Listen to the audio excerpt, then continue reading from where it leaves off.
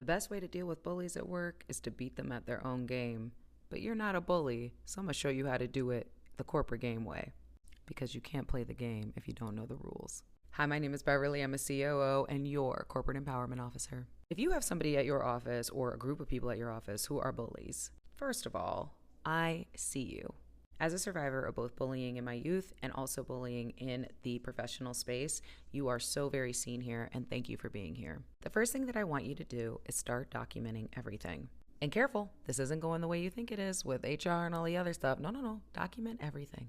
Every petty comment, everything that feels like gaslighting, everything that feels like they're being petty, anything that feels like it's under the breath, I want you to document the date and the time. Screenshot anything that you have. Emails, messages on whatever chat platform you use, screenshot it all and then send it to your personal email. And then I want you to wait, because if they have been trying you, they are going to think that they're getting under your skin. And maybe you are showing that to them because you're freaking tired of being bullied and all you want to do is just eat and pay these bills. But the time is going to come where you're going to be presented with an opportunity, where you are going to be able to showcase your class in a way that they will not expect. I then want you to start applying. Don't say anything, act like everything is normal, but apply. Start applying to other jobs. Because the opportunities, it's almost about to knock, but keep with me. I need an interview, and then you're going to get a job. When you get this next job, I don't want you to put in that 2 weeks just yet. Make sure you take all the documentation that you have. Make sure you take every freaking thing you got.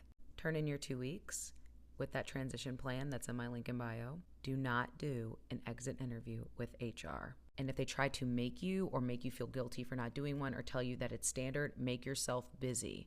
Because on your last day, you are going to file a complaint with the EEOC. It's the Equal Employment Opportunity Commission if you live in the US. And what you're going to do is on their page, there is a form that says file a complaint. But you saw this video, so you're going to have months and months of documentation.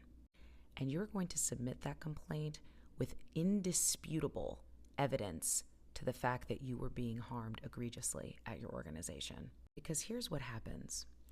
When the EEOC takes the helm, you're not paying for legal fees. Lack of psychological safety, egregious harm, quid pro quo, all those HRE terms that you listen to in those trainings, yeah, you're sending all that over to them. And then the EEOC is going to review, because you've had robust documentation that's dated, that's timed, that's neutral. Yeah, they're going to go after the business because that's their job, is to protect employees. But you see what the problem is?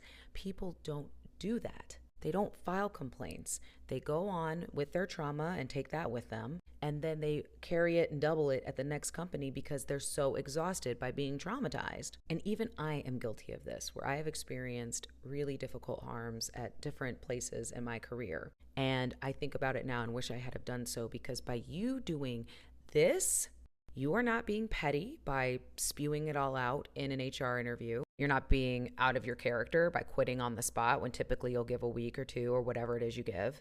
You're being strategic, because now it is an official issue. And if it's all documented, it's inarguable. They may try to argue, obviously, but a lot of companies will have lawyers and teams that whose job it is to fight when people sue them. And in a lot of cases, you'll get yourself a little check, because that's how you get back at these bullies. You get paid, because they'll want to settle with you if there is very much a probable cause that results in you having a pretty strong case. And if there are any legal community members on here, why don't you give some insight on how many of these cases are often settled out of court before they go to trial? And by you filing a formal complaint, you are going a strategic route that will not only empower you, but will put that company on notice. Because if that behavior is allowed, if it's tolerated, then that means that that is toxic for everyone, even the people who are engaging in the bullying behavior.